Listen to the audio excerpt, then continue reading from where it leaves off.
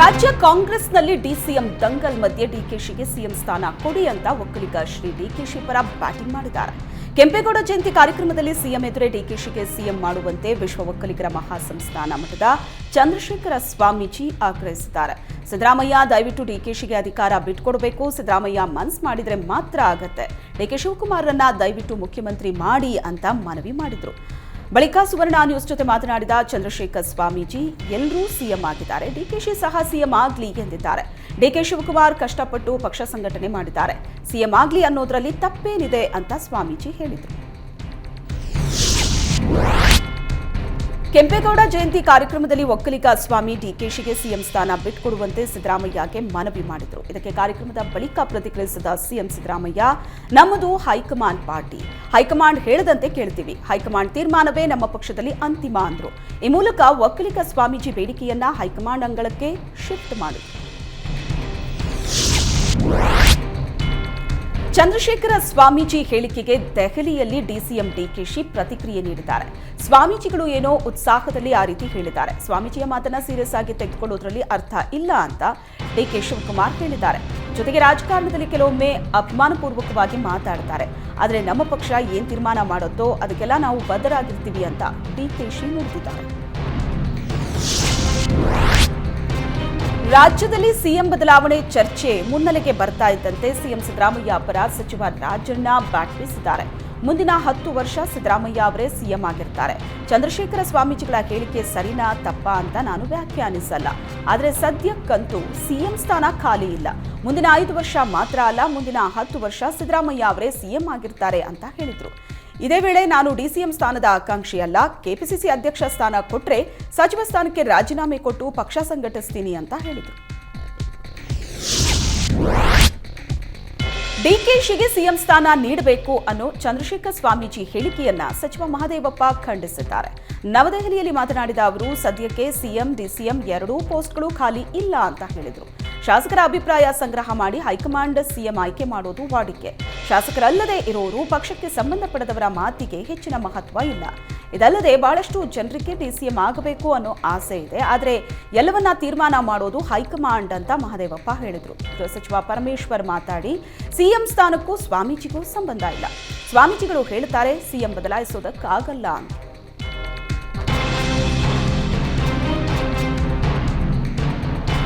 Vokkaliga Swamiji CM ಬದಲಾವಣೆ ಹೇಳಿಕೆ ಕಾಂಗ್ರೆಸ್ನ ಹಿರಿಯ ಶಾಸಕ ಶಾಮನೂರು ಶಿವಶಂಕರಪ್ಪ ಸಹ ಗರಂ ಆಗಿದ್ದಾರೆ. ಸ್ವಾಮಿಗಳು ಹೇಳಿದ್ರೆ ಬದಲಾವಣೆ ಮಾಡೋದಕ್ಕಾಗಲ್ಲ, ಹೈಕಮಾಂಡ್ ಹೇಳದಂತಾಗುತ್ತೆ.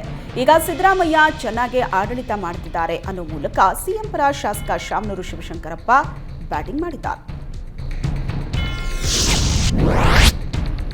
ಡಿಕೆಶಿಗೆ ಸಿಎಂ ಸ್ಥಾನ ನೀಡಬೇಕು ಅನ್ನೋ ಚಂದ್ರಶೇಖರ ಶ್ರೀ ಹೇಳಿಕೆ ಬಿಜೆಪಿಗೆ ಹೊಸ ಅಸ್ತ್ರ ನೀಡಿದೆ. ಸಿದ್ದರಾಮಯ್ಯ ಸಮ್ಮುಖದಲ್ಲೇ ಸ್ವಾಮೀಜಿ ಸಿಎಂ ಬದಲಾವಣೆ ಬಗ್ಗೆ ಹೇಳಿದ್ದಾರೆ.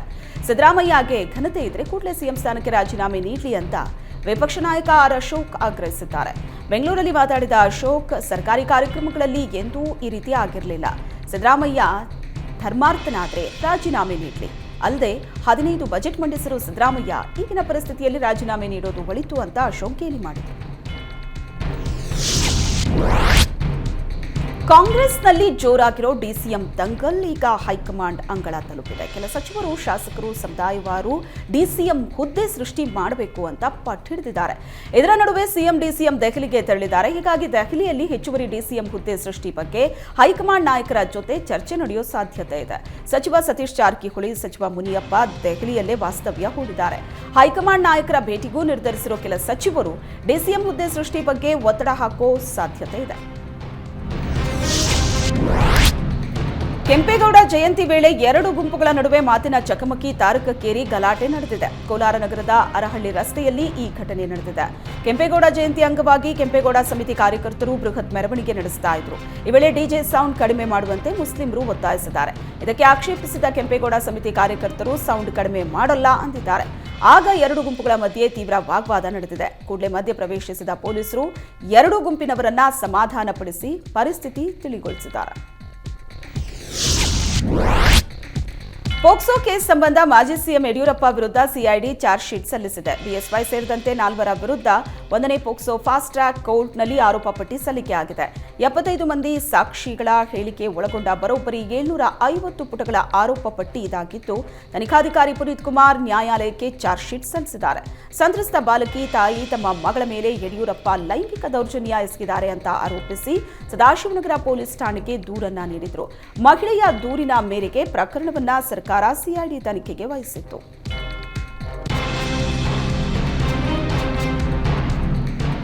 ದರ್ಶನ್ ಗ್ಯಾಂಗ್ನಿಂದ ನಡೆದಂತ ರೇಣುಕಾಸ್ವಾಮಿ ಕೊಲೆ ಬಗ್ಗೆ ವಿಕಿಪೀಡಿಯಾದಲ್ಲೂ ಮಾಹಿತಿ ಸೇರಿಸಲಾಗಿದೆ. ಮರ್ಡರ್ ಆಫ್ ರೇಣುಕಾಸ್ವಾಮಿ ಹೆಸರಲ್ಲಿ ವಿಕಿಪೀಡಿಯಾ ಪೇಜ್ ಓಪನ್ ಆಗಿದ್ದು, ದರ್ಶನ್ಸ್ long time partner Pavithra Gowda ಅವರಿಗೆ ಮೆಸೇಜ್ ಮಾಡ್ತಿದ್ದ. ಇದರಿಂದ ಶಾಕ್ ಹಾಗೂ ಹಲ್ಲೆ ನಡೆಸಿ ಕೊಲೆ ಅಂತ ಉಲ್ಲೇಖ ಮಾಡಲಾಗಿದೆ. ಸಾಮಾನ್ಯ ವ್ಯಕ್ತಿಯ ಕೊಲೆ ಪ್ರಕರಣ ವಿಕಿಪೀಡಿಯಾದಲ್ಲಿ ಬರುವುದು ತೀರಾ ಕಡಿಮೆ. ನಟ ದರ್ಶನ್ ಮಾಡಿದ ಕೊಲೆ ಎನ್ನಲಾದ ಕಾರಣಕ್ಕೆ ಸಾಮಾನ್ಯನ ಕೊಲೆ ಕೂಡ ವಿಕಿಪೀಡಿಯಾದಲ್ಲಿ ಅಪ್ಲೋಡ್ ಆಗಿದೆ. ರೇಣುಕಾಸ್ವಾಮಿ ಕೊಲೆ ಪ್ರಕರಣದ ತನಿಖೆಯನ್ನ ಪೊಲೀಸರು ಚುರುಕುಗೊಳಿಸಿದ್ದಾರೆ. ಪ್ರಕರಣದಲ್ಲಿ 100 ಸಾಕ್ಷಿಗಳು ಹಾಗೂ 10 ಪ್ರತ್ಯಕ್ಷದರ್ಶಿಗಳ ಸಾಕ್ಷ್ಯಗಳನ್ನು ಕಲೆ ಹಾಕಿದ್ದಾರೆ. ಈಗ ಪ್ರಕರಣಕ್ಕೆ ಮೂಲವಾದ ರೇಣುಕಾಸ್ವಾಮಿಯ ಮೂಲ ಮೆಸೇಜ್ಗಾಗಿ ಹುಡುಕಾಟ ನಡೆದಿದೆ. ಅಸಲಿಗೆ ರೇಣುಕಾಸ್ವಾಮಿ ಪವಿತ್ರ ಗೌಡಗೆ ಏನೆಲ್ಲ ಮೆಸೇಜ್ ಮಾಡಿದ್ದ ಅಂತ ಮಾಹಿತಿಯನ್ನ ಕಲೆ ಹಾಕ್ತಿದ್ದಾರೆ. ಆರೋಪಿಗಳು ರೇಣುಕಾಸ್ವಾಮಿ ಮೊಬೈಲ್ ನಾಶ ಮಾಡಿದ್ರಿಂದ ಮೆಸೇಜ್ ಬಗ್ಗೆ ಇವರೆಗೂ ಕ್ಲಾರಿಟಿ ಸಿಕ್ಕಿಲ್ಲ. ಅಲ್ಲದೆ ಆರೋಪಿಗಳು ರೇಣುಕಾಸ್ವಾಮಿ ಜೊತೆ ಚಾಟ್ ಮಾಡಿದ್ದ ನಕಲಿ ಖಾತೆಯನ್ನು ಡಿಲೀಟ್ ಮಾಡಿದ್ದಾರೆ. ಆರೋಪಿಗಳ ಹೇಳಿಕೆ ಬಿಟ್ಟರೆ ಮೆಸೇಜ್ ಮಾಡಿದ್ದಕ್ಕೆ ಯಾವುದೇ ಸಾಕ್ಷ್ಯಗಳು ಲಭ್ಯವಾಗಿಲ್ಲ. ಹಾಗಾಗಿ ರೇಣುಕಾಸ್ವಾಮಿ ಜೊತೆಗಿನ ಚಾಟ್ ಪತ್ತೆಗೆ ಪೊಲೀಸರು ಮುಂದಾಗಿದ್ದಾರೆ. ಕೊಲೆ ಪ್ರಕರಣದಲ್ಲಿ ದರ್ಶನ್ ಗ್ಯಾಂಗ್ ಜೈಲು ಸೇರಿ 5 ದಿನ ಕಳೆದಿದೆ. ಕಳೆದ 5 ದಿನಗಳಿಂದ ಆರೋಪಿ ದರ್ಶನ್ಗೆ ಜೈಲು ಊಟ ಒಗ್ಗದೆ ಸರಿಯಾಗಿ ನಿದ್ದೆ ಇಲ್ಲದೆ ಸೊರಗಿದಾರಂತೆ. ಜೈಲಿಗೆ ಪತ್ನಿ ಮಗ ಬಂದು ಹೋದ್ಮೇಲೆ ಕೊಂಚ ನಿರಾಳವಾಗಿದ್ದ ದರ್ಶನ್ ಜೈಲಿನ ಸೆಲ್ನಲ್ಲಿ ಮೌನವಾಗಿ ಕೂತಿದಾರಂತೆ. ಜೈಲಿನಲ್ಲಿ ಸಹಕೈದಿಗಳ ಜೊತೆಗೂ ಮಾತಾಡದೆ ದರ್ಶನ್ ಸೈಲೆಂಟ್ ಆಗಿದ್ದಾರಂತೆ. ಇದರ ನಡುವೆ ಇಂದು ದರ್ಶನ್ ತಾಯಿ ಹಾಗೂ ಸಹೋದರ ದಿನಕರ್ ಜೈಲಿಗೆ ಭೇಟಿ ನೀಡಲಿದ್ದಾರೆ ಎನ್ನಲಾಗ್ತಿದೆ. ಲೈಂಗಿಕ ದೌರ್ಜನ್ಯ ಪ್ರಕರಣದಲ್ಲಿ ಜೈಲು ಸೇರಿರೋ ಸೂರಜ್ ರೇವಣ್ಣಗೆ ವೈದ್ಯಕೀಯ ಪರೀಕ್ಷೆ ನಡೆಸಲಾಯಿತು. 42ನೇ ಎಸಿಎಂಎಂ ನ್ಯಾಯಾಲಯದಿಂದ ಅನುಮತಿ ಪಡೆದ ಸಿಐಡಿ ಅಧಿಕಾರಿಗಳು ಮೆಡಿಕಲ್ ಟೆಸ್ಟ್ ಮಾಡಿಸಿದ್ದಾರೆ. ಬೋರಿಂಗ್ ಆಸ್ಪತ್ರೆಯ ಅಟಲ್ ಬಿಹಾರಿ ಮೆಡಿಕಲ್ ಕಾಲೇಜಲ್ಲಿ ಸೂರಜ್ಗೆ ವೈದ್ಯಕೀಯ ಪರೀಕ್ಷೆ ನಡೆಸಲಾಯಿತು. ಪ್ರಕರಣ ಸಂಬಂಧ ರೇವಣ್ಣಗೆ ವೈದ್ಯರು 12 ರೀತಿ ಟೆಸ್ಟ್ಗಳನ್ನು ಮಾಡಿದ್ದಾರೆ. ವೈದ್ಯಕೀಯ ಪರೀಕ್ಷೆ ನಂತರ ಸೂರಜ್ನನ್ನ ಅಧಿಕಾರಿಗಳು ಮತ್ತೆ ಸಿಐಡಿ ಕಚೇರಿಗೆ ಕರೆದೊಯ್ದಿದ್ದಾರೆ.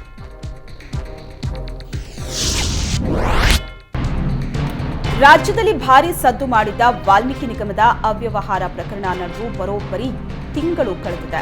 ನಿಗಮದ ಅವ್ಯವಹಾರಕ್ಕೆ ಸರ್ಕಾರಿ ಅಧಿಕಾರಿ ಆತ್ಮಹತ್ಯೆ ಕೂಡ ಮಾಡಿಕೊಂಡಿದ್ದ. ಪ್ರಕರಣ ಬಯಲಿಗೆ ಬಂದಾಗ ಕೆಲವೇ ದಿನಗಳಲ್ಲಿ ನಿಗಮದಿಂದ ಕೊಳ್ಳೆ ಹೊಡೆದ ಹಣ ವಾಪಸ್ ಬರುತ್ತೆ ಅಂತ ಸಚಿವರು ಹಾಗೂ ಸಿಎಂ ತಿಳಿಸಿದ್ರು. ಆದರೆ ಪ್ರಕರಣ ಬೆಳಕಿಗೆ ಬಂದು ತಿಂಗಳಾದರೂ ಸಂಪೂರ್ಣ ಹಣ ಪತ್ತೆಯಾಗಿಲ್ಲ. 94 ಕೋಟಿ ಅಕ್ರಮ ಹಣ ವರ್ಗಾವಣೆ ಪ್ರಕರಣದಲ್ಲಿ ಕೇವಲ 13.68 ಕೋಟಿ ಮಾತ್ರ ರಿಕವರಿಯಾಗಿದೆ. ಇಲಾಖೆ ಎಂಡಿ, ಸಿಬ್ಬಂದಿ ಸೇರಿದಂತೆ ಮಾಜಿ ಸಚಿವ ನಾಗೇಂದ್ರ ಆಪ್ತರು ಸೇರಿದಂತೆ ಪ್ರಕರಣದಲ್ಲಿ ಒಟ್ಟು 13 ಆರೋಪಿಗಳ ಬಂಧನ ಆಗಿದೆ. ಆದರೆ ಅಕ್ರಮವಾಗಿ ವರ್ಗಾವಣೆಯಾದ ಹಣ ಮಾತ್ರ ಪತ್ತೆಯಾಗಿಲ್ಲ. ಕೆಇಎ ಪರೀಕ್ಷಾ ಅಕ್ರಮ ಪ್ರಕರಣದ ಕಿಂಗ್ ಪಿನ್ ಆರ್ಡಿ ಪಾಟೀಲ್ ಸಲ್ಲಿಸಿದ್ದ ಜಾಮೀನು ಅರ್ಜಿ ವಜಾ ಆಗಿದೆ. ಕಿಂಗ್ ಪಿನ್ ಆರ್ಡಿ ಪಾಟೀಲ್ ಸೇರಿ 10 ಜನ ಆರೋಪಿಗಳು ಜಾಮೀನು ಅರ್ಜಿ ಸಲ್ಲಿಸಿದ್ರು. ಆದರೆ ಆರೋಪಿಗಳು ಸಲ್ಲಿಸಿದ್ದ ಅರ್ಜಿಯನ್ನ ಜಿಲ್ಲಾ ಪ್ರಧಾನ ವಿಶೇಷ ನ್ಯಾಯಾಲಯದ ನ್ಯಾಯಾಧೀಶೆ ಎಸ್ ನಾಗಶ್ರೀ ತಿರಸ್ಕರಿಸಿದ್ದಾರೆ. ಆರೋಪಿಗಳು 2023ರ ಅಕ್ಟೋಬರ್ನಲ್ಲಿ ಎಸ್ಡಿಎ, ಎಫ್ಡಿಎ ಹುದ್ದೆಗಾಗಿ ಕೆಇಎ ನಡೆಸಿದ್ದ ಪರೀಕ್ಷೆ ಅಕ್ರಮದಲ್ಲಿ ಭಾಗಿಯಾಗಿದ್ದರು. ಹೀಗಾಗಿ ಆರ್ಡಿ ಪಾಟೀಲ್ ಸೇರಿದಂತೆ 10 ಜನರ ವಿರುದ್ಧ ಕೋಕಾ ಅಡಿಯಲ್ಲಿ ಪ್ರಕರಣ ದಾಖಲಾಗಿತ್ತು. ರಾಜ್ಯದ ಸಂಸದರಿಗೆ ದೆಹಲಿಯ ಲೀಲಾ ಪ್ಯಾಲೇಸ್ನಲ್ಲಿ ಸಿಎಂ ಏರ್ಪಡಿಸಿದ್ದ ಔತಣಕೂಟ ಏರ್ಪಡಿಸಿದರು. ಬಳಿಕ ರಾಜ್ಯದ ಕೇಂದ್ರ ಸಚಿವರು ಹಾಗೂ ಸಂಸದರ ಜೊತೆ ಸಭೆ ನಡೆಸಿದಂತ ಸಿಎಂ ಸಿದ್ದರಾಮಯ್ಯ ರಾಜ್ಯದ ಅಭಿವೃದ್ಧಿ, ಕೇಂದ್ರದಿಂದ ರಾಜ್ಯಕ್ಕೆ ಹೆಚ್ಚು ಅನುದಾನ, ನೀರಾವರಿ ಸಮಸ್ಯೆ, ಕಾವೇರಿ ವಿಚಾರವಾಗಿ ಚರ್ಚಿಸಿದರು. ಜೊತೆಗೆ ರಾಜ್ಯಕ್ಕೆ ಸಂಬಂಧಿಸಿದಂತೆ ಬಾಕಿ ಇರುವ ಯೋಜನೆಗಳು, ಬಾಕಿ ಅನುದಾನ ಬಿಡುಗಡೆಗೆ ಕೇಂದ್ರಕ್ಕೆ ಒತ್ತಡ ಹಾಕುವಂತೆ ಮನವಿ ಮಾಡಿದರು. ಈ ವೇಳೆ ಸಿಎಂ ಸಿದ್ದರಾಮಯ್ಯ ಹಾಗೂ ಡಿಕೆಶಿಗೆ ಕೇಂದ್ರ ಸಚಿವ ಕುಮಾರಸ್ವಾಮಿ ಶೇಕ್ ಹ್ಯಾಂಡ್ ಮಾಡಿದ್ದು ವಿಶೇಷವಾಗಿತ್ತು. ಮುಧೋಳ ತಾಲೂಕು ಸಾರ್ವಜನಿಕ ಆಸ್ಪತ್ರೆಗೆ ಆರೋಗ್ಯ ಸಚಿವ ದಿನೇಶ್ ಗುಂಡೂರಾವ್ ಭೇಟಿ ನೀಡಿದರು. ಈ ವೇಳೆ ರೋಗಿಯೊಬ್ಬ ಸಚಿವರ ಮುಂದೆ ತಮ್ಮ ಅಳಲನ್ನ ತೋಡ್ಕೊಂಡಿದ್ದು ವೈದ್ಯ ಡಾಕ್ಟರ್ ರಾಘವೇಂದ್ರ ನಾಲ್ವತ್ವಾಡ್ ವಿರುದ್ಧ ಆರೋಪಗಳ ಸುರಿಮಳೆಗೈದಿದ್ದಾರೆ. ವೈದ್ಯರು ಸರಿಯಾಗಿ ಗಮನಿಸದಕ್ಕೆ 2 ವರ್ಷದ ಮೊಮ್ಮಗನನ್ನ ಕಳ್ಕೊಂಡೆ, ಬೇರೆ ಕಡೆ ಬರೆದುಕೊಡಿ ಅಂದ್ರೂ ಕೊಡ್ಲಿಲ್ಲ. ಈಗ ನಿಮ್ಮೆದುರು ಕರೆದ್ರೂ ವೈದ್ಯರು ಬರಲಿಲ್ಲ ಅಂತ ಬೇಸರ ವ್ಯಕ್ತಪಡಿಸಿದ್ರು. ಈ ವೇಳೆ ಸಚಿವರು ಸೂಕ್ತ ಕ್ರಮ ತೆಗೆದುಕೊಳ್ಳುವುದಾಗಿ ತಿಳಿಸಿದರು. ಬೆಳಗಾವಿ ಜಿಲ್ಲೆಯಲ್ಲಿ ನಕಲಿ ವೈದ್ಯ ಜಾಲದ ವಿರುದ್ಧ ಕಾರ್ಯಾಚರಣೆ ಮುಂದುವರೆದಿದೆ. ಚಿಕ್ಕೋಡಿ ತಾಲೂಕಿನ ಕಾರೋಶಿಯಲ್ಲಿ ನಕಲಿ ವೈದ್ಯ ನಡೆಸ್ತಾ ಇದ್ದ ಕ್ಲಿನಿಕ್ ಅನ್ನ ಆರೋಗ್ಯಾಧಿಕಾರಿಗಳು ಸೀಸ್ ಮಾಡಿದ್ದಾರೆ. ಪ್ರಕಾಶ್ ಕೆಂಗಾರೆ ಎಂಬಾತ ಕಾರೋಶಿಯಲ್ಲಿ ಅನುಮತಿ ಇಲ್ಲದೆ ಹಲವು ವರ್ಷಗಳಿಂದ ಕ್ಲಿನಿಕ್ ನಡೆಸ್ತಾ ಇದ್ದ. ಈ ಕುರಿತು ಜನಸ್ಪಂದನ ಕಾರ್ಯಕ್ರಮದಲ್ಲಿ ಬೆಳಗಾವಿ ಜಿಲ್ಲಾಧಿಕಾರಿ ಡಾಕ್ಟರ್ ನಿತೇಶ್ ಪಾಟೀಲ್ಗೆ ಸ್ಥಳೀಯರು ದೂರು ನೀಡಿದ್ರು. ಡಿಸಿ ಸೂಚನೆ ಮೇರೆಗೆ ಆರೋಗ್ಯ ಇಲಾಖೆ ಅಧಿಕಾರಿಗಳ ದಾಳಿ ನಡೆಸಿ ನಕಲಿ ವೈದ್ಯ ನಡೆಸ್ತಾ ಇದ್ದ ಕ್ಲಿನಿಕ್ಗೆ ಬೀಗ ಜಡಿದಿದ್ದಾರೆ. ಕೊಡಗು ಜಿಲ್ಲೆಯಾದ್ಯಂತ ಧಾರಾಕಾರ ಮಳೆ ಸುರಿತಾ ಇದೆ. ಈ ಹಿನ್ನೆಲೆ ಕಾವೇರಿ ನದಿ ಭೋರ್ಗರೆದು ಉಕ್ಕಿ ಹರಿತಾ ಇದೆ. ದುಬಾರೆ ಸಾಕಾಣೆ ಶಿಬಿರಕ್ಕೆ ಪ್ರವಾಸಿಗರಿಗೆ ನಿರ್ಬಂಧ ಹೇರಲಾಗಿದೆ. ಬೋಟ್ ಮೂಲಕ ಕಾವೇರಿ ನದಿ ದಾಟಿ ಸಾಕಾಣೆ ಶಿಬಿರಕ್ಕೆ ಹೋಗಬೇಕಾದ್ರಿಂದ ಪ್ರವಾಸಿಗರಿಗೆ ನಿರ್ಬಂಧ ಹೇರಲಾಗಿದೆ. ಪ್ರವಾಸಿಗರ ಹಿತದೃಷ್ಟಿಯಿಂದ ದುಬಾರೆ ಸಾಕಾಣೆ ಶಿಬಿರ ಬಂದ್ ಮಾಡಿ ಅರಣ್ಯ ಇಲಾಖೆ ಆದೇಶ ಹೊರಡಿಸಿದೆ. ಕಾವೇರಿ ನದಿ ನೀರಿನ ಹರಿವು ತಗ್ಗುವವರೆಗೆ ಬೋಟಿಂಗ್ ಸಹ ನಿಷೇಧ ಮಾಡಲಾಗಿದೆ. ಕೊಡಗು ಜಿಲ್ಲೆಯಲ್ಲಿ ಮಳೆಯಿಂದ ಅವಾಂತರಗಳು ಸರಮಾಲೆ ಮುಂದುವರೆದಿದೆ. ಗ್ಲಾಸ್ ಬ್ರಿಡ್ಜ್ ಸಮೀಪದ ಪಿಲ್ಲರ್ ಬಳಿ ಮಣ್ಣು ಕುಸಿತ ಆಗಿದೆ. ಅಬ್ಬೆ ಫಾಲ್ಸ್ ಸಮೀಪ ನಿರ್ಮಾಣವಾಗಿರೋ ಸ್ಕೈ ವಾಕ್ ಬ್ರಿಡ್ಜ್ ಇದಾಗಿದ್ದು, ಗ್ಲಾಸ್ ಬ್ರಿಡ್ಜ್ನ ಕೆಳಭಾಗದಲ್ಲಿ ಭೂಕುಸಿತ ಉಂಟಾಗಿ ಬ್ರಿಡ್ಜ್ಗೆ ಹೊಂದಿಕೊಂಡಂತೆ ಸ್ಥಾಪಿತವಾಗಿರೋ ಕಂಬಗಳು ಜಾರೋ ಸಾಧ್ಯತೆ ಇದೆ. ಸದ್ಯ ಪ್ರವಾಸಿಗರಿಗೆ ಗ್ಲಾಸ್ ಬ್ರಿಡ್ಜ್ ಪ್ರವೇಶಕ್ಕೆ ನಿರ್ಬಂಧ ಹೇರಲಾಗಿದ್ದು, ಕಾಮಗಾರಿಗೆ ತೆಗೆದ ಮಣ್ಣು ನೀರಿಗೆ ಕೊಚ್ಚಿ ಹೋಗಿರುವುದಾಗಿ ಸಿಬ್ಬಂದಿ ಮಾಹಿತಿ ನೀಡಿದ್ದಾರೆ. ಅರಬ್ಬಿ ಸಮುದ್ರದಲ್ಲಿ ಅಬ್ಬರದ ಗಾಳಿ ಮಳೆ ಆಗ್ತಾ ಇದೆ. ಅಲೆಗಳ ಅಬ್ಬರಕ್ಕೆ ಕಾರವಾರದ ದೇವಬಾಗ್ ಕಡಲ ತೀರದಲ್ಲಿ ಕಡಲ ಕೊರೆತ ಉಂಟಾಗಿದೆ. ಕಡಲ ಕೊರೆತಕ್ಕೆ ದೇವಬಾಗ್ ರೆಸಾರ್ಟ್ನ 4 ಕಾಟೇಜ್ಗಳು ಸಮುದ್ರ ಪಾಲಾಗಿದೆ. ಗಾಳಿ ಅಲೆಗಳ ಹೊಡೆತಕ್ಕೆ ನೂರಾರು ಮರಗಿಡಗಳು ನೆಲಕ್ಕುರುಳಿದೆ. ಭಾರೀ ಮಳೆಯಿಂದ ಸಮುದ್ರ ಭಾಗದಲ್ಲಿ ಹೆಚ್ಚಾದ ನೀರಿನ ಮಟ್ಟ ತೀರ ಪ್ರದೇಶಗಳಿಗೆ ಸಮುದ್ರದ ನೀರು ಹರಿದು ಬರ್ತಾ ಇದೆ.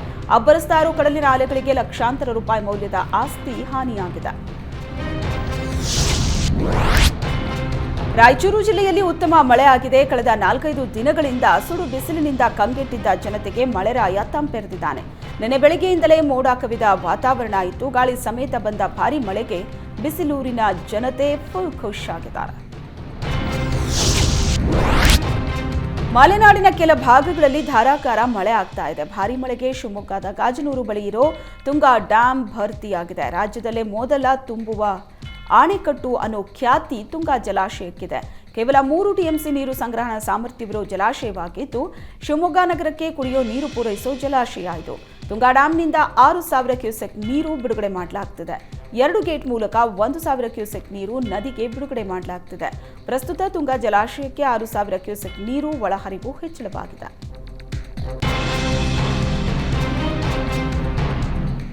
ಕೊಡಗು ಜಿಲ್ಲೆಯ ಹಲವೆಡೆ ಮಳೆ ಅವಾಂತರ ಮುಂದುವರೆದಿದೆ. ಮಡಿಕೇರಿ ತಾಲೂಕಿನ ಕೊಯ್ನಾಡು ಗ್ರಾಮದಲ್ಲಿ ಶಾಲಾ ಕೊಠಡಿಯ ಮೇಲೆ ಗುಡ್ಡ ಕುಸಿದಿದೆ. ಗುಡ್ಡ ಕುಸಿದ ರಭಸಕ್ಕೆ ಶಾಲಾ ಕೊಠಡಿಯ ಗೋಡೆ, ಕಿಟಕಿ ಜಖಮಾಗಿದೆ. ಸರ್ಕಾರಿ ಶಾಲೆಯ ಹಿಂಬದಿ ದಿಣ್ಣೆ ಕುಸಿದು ಅವಾಂತರ ಸೃಷ್ಟಿಯಾಗಿದೆ.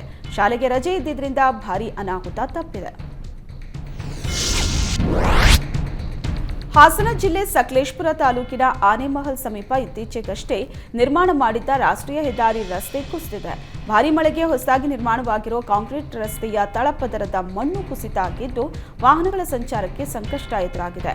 ಬೆಂಗಳೂರು-ಮಂಗಳೂರು ಸಂಪರ್ಕ ಕಲ್ಪಿಸೋ ರಸ್ತೆ ಇದಾಗಿದ್ದು, ಕೂಡಲೇ ರಸ್ತೆ ದುರಸ್ತಿ ಮಾಡುವಂತೆ ಸಾರ್ವಜನಿಕರು ಒತ್ತಾಯ ಮಾಡಿದ್ದಾರೆ. ಕರ್ನಾಟಕ ರಕ್ಷಣಾ ವೇದಿಕೆಯ ರಾಜ್ಯಾಧ್ಯಕ್ಷ ನಾರಾಯಣಗೌಡ ಬಣದಿಂದ ಕನ್ನಡಿಗರ ಉದ್ಯೋಗಕ್ಕಾಗಿ ಬೃಹತ್ ಧರಣಿ ಸತ್ಯಾಗ್ರಹ ಮಾಡಲು ಕರವೇ ಮುಂದಾಗಿದೆ. ಜುಲೈ 1ರಂದು ರಾಜ್ಯಾದ್ಯಂತ ಡಿಸಿ ಕಚೇರಿಗಳ ಮುಂದೆ ಧರಣಿ ನಡೆಸಲು ತೀರ್ಮಾನಿಸಿದೆ. ಸರೋಜಿನಿ ಮಹಿಷಿ ವರದಿ ಅನುಷ್ಠಾನ, ಕನ್ನಡಿಗರಿಗೆ ಉದ್ಯೋಗ ಮೀಸಲಾತಿ, ಖಾಸಗಿ ಉದ್ಯಮಗಳಲ್ಲಿ ಕನ್ನಡಿಗರಿಗೆ ಉದ್ಯೋಗ ಮೀಸಲಾತಿ, ಕನ್ನಡಿಗರನ್ನ ಬಹುರಾಷ್ಟ್ರೀಯ ಕಂಪನಿಗಳು ಕಡೆಗಣಿಸ್ತಾ ಇದೆ. ಉದ್ಯಮ ನಡೆಸೋದಕ್ಕೆ ಕರ್ನಾಟಕ ಬೇಕು, ಆದರೆ ಕೆಲಸಕ್ಕೆ ಕನ್ನಡಿಗರು ಬೇಡ. ಉದ್ಯೋಗ ಮೀಸಲಾತಿ ಇಲ್ಲದೆ ಕನ್ನಡಿಗರಿಗೆ ಬಹುದೊಡ್ಡ ಅನ್ಯಾಯವಾಗ್ತಿದೆ. ಕನ್ನಡಿಗರ ಹಿತ ಕಾಪಾಡುವಲ್ಲಿ ಯಾವ ಸರ್ಕಾರಗಳು ಮುಂದಾಗಿಲ್ಲ. ಕನ್ನಡಿಗರ ಹಿತಾಸಕ್ತಿ ಕಾಪಾಡೋದಕ್ಕೆ ಕಾನೂನು ಜಾರಿ ಮಾಡುವಂತೆ ಒತ್ತಾಯಿಸಿ ಬೆಂಗಳೂರಿನಲ್ಲೂ ಬೃಹತ್ ಸತ್ಯಾಗ್ರಹದ ಎಚ್ಚರಿಕೆ ಕೊಟ್ಟಿದೆ. ಕೇಂದ್ರ ಹಾಗೂ ರಾಜ್ಯ ಸರ್ಕಾರ ದುಡಿಯೋ ಕೈಗಳಿಗೆ ಉದ್ಯೋಗ ಕೊಡೋದರ ಜೊತೆಗೆ ಕೂಲಿಕಾರರ ಮಕ್ಕಳ ಆರೈಕೆಗಾಗಿ ಮಹತ್ವಾಕಾಂಕ್ಷಿ ಯೋಜನೆ ಜಾರಿಗೊಳಿಸಿದೆ. ಬೀದರ್ ಜಿಲ್ಲೆಯ ಜನವಾಡ ಗ್ರಾಮದಲ್ಲಿ ಕೂಸಿನ ಮನೆ ಅನ್ನೋ ಶಿಶು ಆರೈಕೆ ಕೇಂದ್ರ ಪ್ರಾರಂಭಿಸುವ ಮೂಲಕ ನರೇಗಾ ಕೂಲಿ ಕಾರ್ಮಿಕರು ಮಕ್ಕಳನ್ನ ಆರೈಕೆ ಮಾಡ್ತಾ ಇದೆ. ಮಳೆ ಬಿಸಿಲಿಂದ ಕೂಲಿ ಕಾರ್ಮಿಕರ ಮಕ್ಕಳನ್ನ ಹಾಗೂ ಮಕ್ಕಳಿಗೆ ಪೌಷ್ಟಿಕ ಆಹಾರ ದೊರೆಯುವಂತಾಗಲು ಈ ಯೋಜನೆ ಅತ್ಯಂತ ಮಹತ್ವದ್ದಾಗಿದೆ. ಇದರ ಜವಾಬ್ದಾರಿಯನ್ನ ಸರ್ಕಾರ ಆಯಾ ಗ್ರಾಮ ಪಂಚಾಯಿತಿಗೆ ವಹಿಸಿದೆ. ಅಲ್ಲದೆ ಸರ್ಕಾರಿ ಕಟ್ಟಡದಲ್ಲಿ ಕಾರ್ಯನಿರ್ವಹಿಸುವ ಕೂಸಿನ ಮನೆಗೆ ಬೇಕಾದ ಎಲ್ಲ ಸಾಮಾನು ಸವಲತ್ತುಗಳನ್ನ ಗ್ರಾಮ ಪಂಚಾಯಿತಿಯವರೇ ಕಲ್ಪಿಸಿಕೊಡುತ್ತಿದ್ದಾರೆ.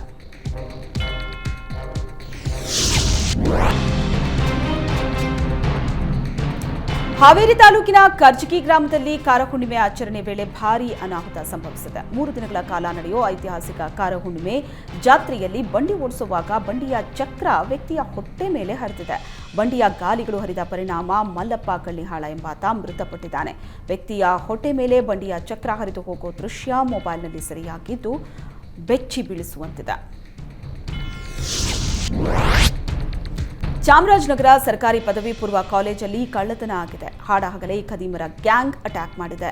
ಕಾಲೇಜಿನ ಸಿಸಿಟಿವಿ, ಡಿವಿಆರ್, ಬ್ಯಾಟರಿ, ಟಿವಿಯನ್ನ ಕಳ್ಳರು ಹೊತ್ತೊಯ್ದಿದ್ದಾರೆ. ಪಿಯು ಪರೀಕ್ಷಾ ಕೇಂದ್ರದ ಡಿವಿಆರ್ ಹಾಗೂ ಎಸ್ಎಸ್ಎಲ್ಸಿ ಪರೀಕ್ಷಾ ಕೇಂದ್ರದ ಡಿವಿಆರ್ನ ಕಳ್ಳತನ ಮಾಡಿದ್ದಾರೆ. ಪಿಯುಸಿ 3ರ ಪರೀಕ್ಷೆಯಲ್ಲಿ ಈಗಾಗಲೇ 3 ವಿಷಯಗಳಿಗೆ ವಿದ್ಯಾರ್ಥಿಗಳು ಪರೀಕ್ಷೆ ಬರೆದಿದ್ದಾರೆ. ಕಾಲೇಜಿಗೆ ಕನ್ನ ಹಾಕಿರುವುದರಿಂದ ಕಾಲೇಜಿನ ಉಪನ್ಯಾಸಕ ವರ್ಗ ಆತಂಕದಲ್ಲಿದೆ. ಪರೀಕ್ಷೆ ನಡೆದಿದ್ದ ಸಿಸಿಟಿವಿ ದಾಖಲೆಯನ್ನ ಕದ್ದೊಯ್ದಿದ್ದಾರೆ. ಘಟನಾ ಸ್ಥಳಕ್ಕೆ ಬೆರಳಚ್ಚು ತಜ್ಞರು ಭೇಟಿ ನೀಡಿ ಪರಿಶೀಲನೆ ನಡೆಸಿದ್ದಾರೆ. ಚಾಮರಾಜನಗರ ಪಟ್ಟಣ ಠಾಣಾ ವ್ಯಾಪ್ತಿಯಲ್ಲಿ ಪ್ರಕರಣ ದಾಖಲಾಗಿದೆ.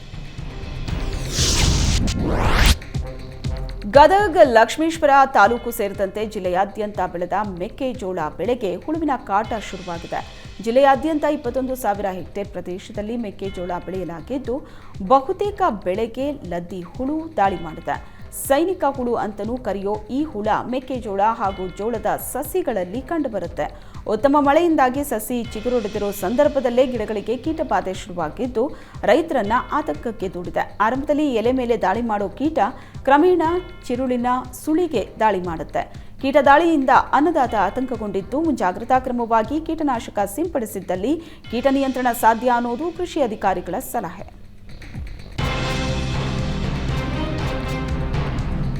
ರಸ್ತೆ ದಾಟ್ತಾ ಇದ್ದ ಚಿರತೆಗೆ ಬೈಕ್ ಡಿಕ್ಕಿಯಾದ ಘಟನೆ ರಾಮನಗರ ಮಾಗಡಿ ಮುಖ್ಯ ರಸ್ತೆಯ ಜೋಡುಗಟ್ಟೆ ಗೇಟ್ ಬಳಿ ನಡೆದಿದೆ.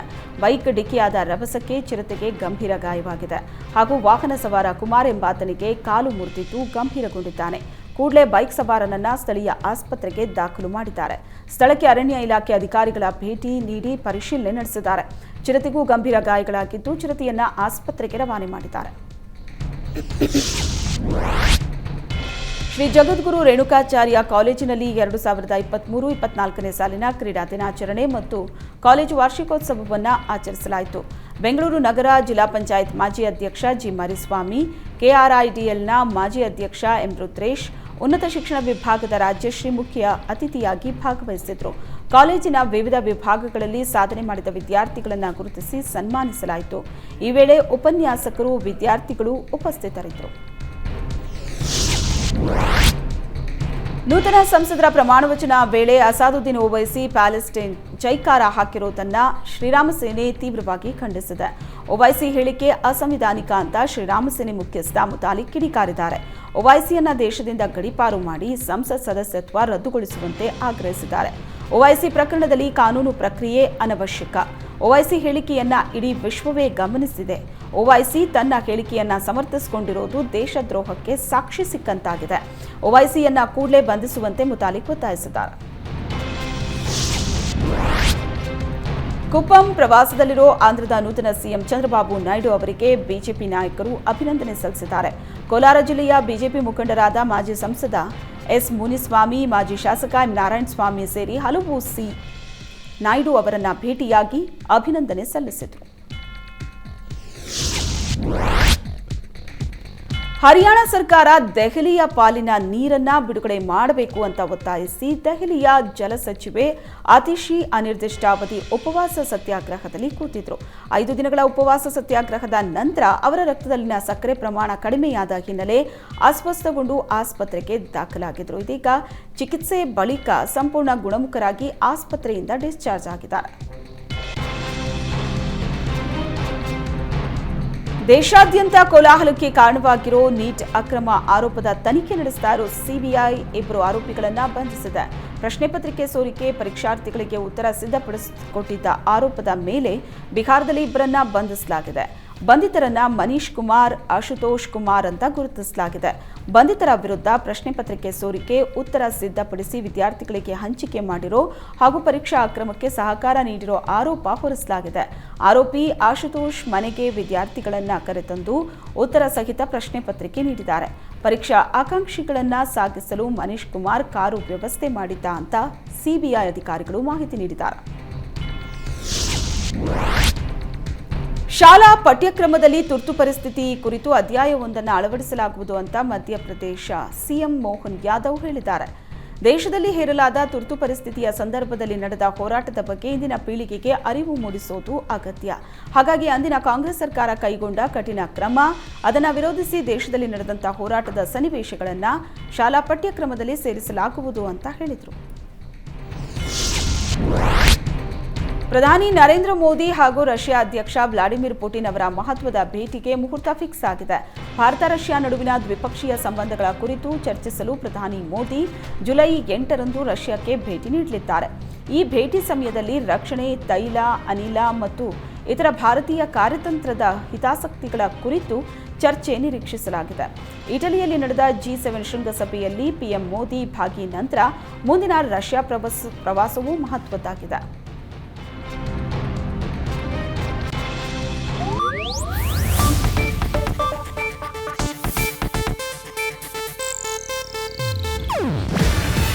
ಇದು ಏಷ್ಯಾನೆಟ್ ನ್ಯೂಸ್ ನೆಟ್ವರ್ಕ್ ಪ್ರಸ್ತುತಿ. ನೀವು ನೋಡ್ತಿದ್ದೀರಾ ಏಷ್ಯಾನೆಟ್ ಸುವರ್ಣ ನ್ಯೂಸ್.